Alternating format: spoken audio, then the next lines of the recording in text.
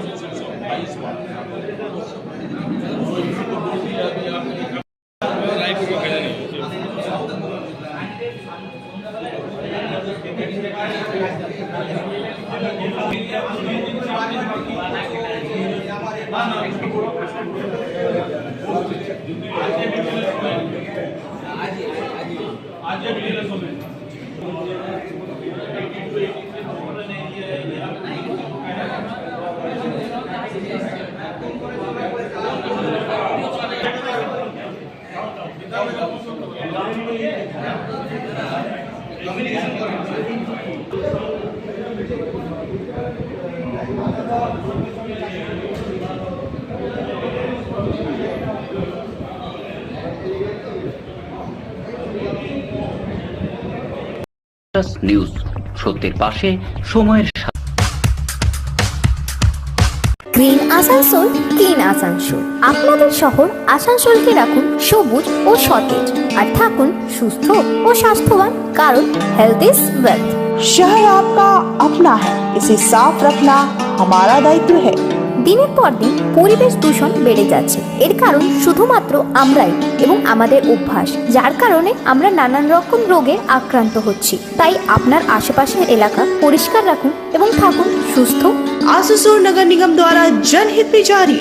Polythene सड़क के किनारे यहाँ वहाँ न फेंकें और अपने परिवेश को रखें स्वच्छ। যেখানে সেখানে নোংরা না ফেলে অতি অবশ্যই ডাস্টবিনের ব্যবহার করুন। धूम्रपान सेहत के लिए हानिकारक है। सिगरेट, गुटखा जैसे जानलेवा पदार्थ का सेवन न करें। संकल्प ले, ना धूम्रपान करेंगे और ना ही करने देंगे। মাত্র কয়েকটি পদক্ষেপ আপনার শরীরের জন্য, যার ফলে আপনি থাকতে পারেন চিরসুখী ও স্বাস্থ্যবান। তাহলে সবাই আসুন, মিলে জাগরিত হই এবং প্রচুর পরিমাণে গাছ লাগাই। Green Asansol, clean Asansol. News সত্যের পাশে সময়ের বিষয় নিয়ে আলোচনা হলো আজকে। এবং আপনারা জানেন যে বাংলাতে একটা লড়াই শুরু হয়েছে বিজেপি সন্ত্রাসের বিরুদ্ধে। এই লড়াই হলো ভোট রক্ষার লড়াই। মহারাষ্ট্রে দেখেছি, দিল্লিতে দেখেছি, যেভাবে বাইরের লোক ঢুকিয়ে জনমত অগ্রাহ্য করে ক্ষমতা দখলের একটা চক্রান্ত চলছে, তার বিরুদ্ধে আমরা আজকে এখানে মিটিংয়ে বসেছি। কি কি সিদ্ধান্ত নেওয়া